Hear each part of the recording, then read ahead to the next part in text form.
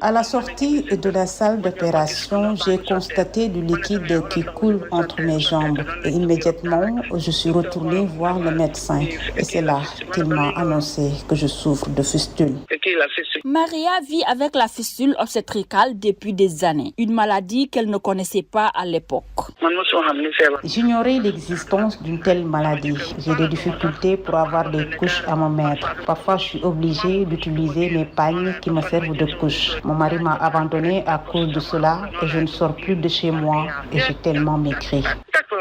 Tout comme Maria, elles sont nombreuses à vivre avec la fistule obstétricale appelée encore maladie de la honte. Docteur Aboubacar Traoré, chirurgien urologue à l'hôpital de la Paix de Ziguinchor. La fistule obstétricale, c'est une communication anormale entre la vessie et l'appareil génital et le voisin, qui est l'organe génital de la femme. Donc vous allez avoir les urines qui passent de la vessie vers le voisin. Donc c'est une femme qui ne sera pas à mesure de retenir les urines. Les urines vont couler de façon permanente à travers le voisin. Quand on parle de fistule obstétricale, cela veut dire que c'est une fistule qui a été donc constatée au décours d'un accouchement. La fistule obstétricale, une maladie dangereuse et compliquée qui nécessite des soins particuliers. À Ziguinchor, la prise en charge des patientes est totalement gratuite.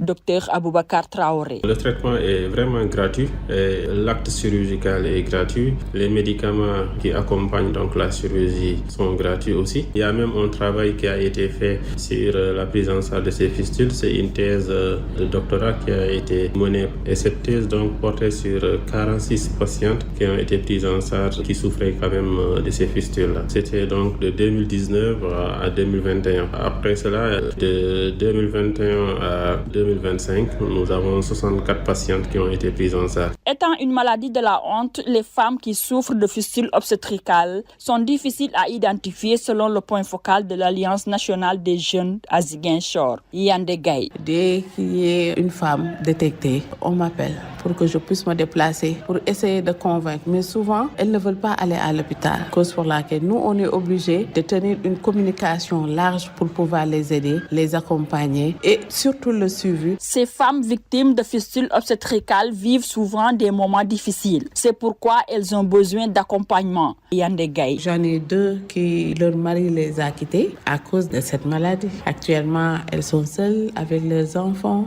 et elles ne peuvent même pas subvenir de leurs besoins en termes de nourriture, en termes de besoins personnels et ça pose problème. Cause pour laquelle il y a eu des recommandations qu'on a pu faire. C'est d'essayer de voir comment faire pour développer des projets de réinsertion économique adaptés aux femmes guéries. Qu'on puisse, je ne dirais pas financer, mais subventionner pour qu'elles puissent faire quelque chose et souvenir de leurs besoins personnels. La prise en charge de ces cas de fistules obstétricales a connu des améliorations à l'hôpital de la Paix de Ziguinchor qui compte aujourd'hui 6 chirurgiens urologues. De 2019 à nos jours, la structure a pris en charge plus d'une centaine de patientes. Ziguinchor, Mariama Penda Diallo pour Radio Sénégal.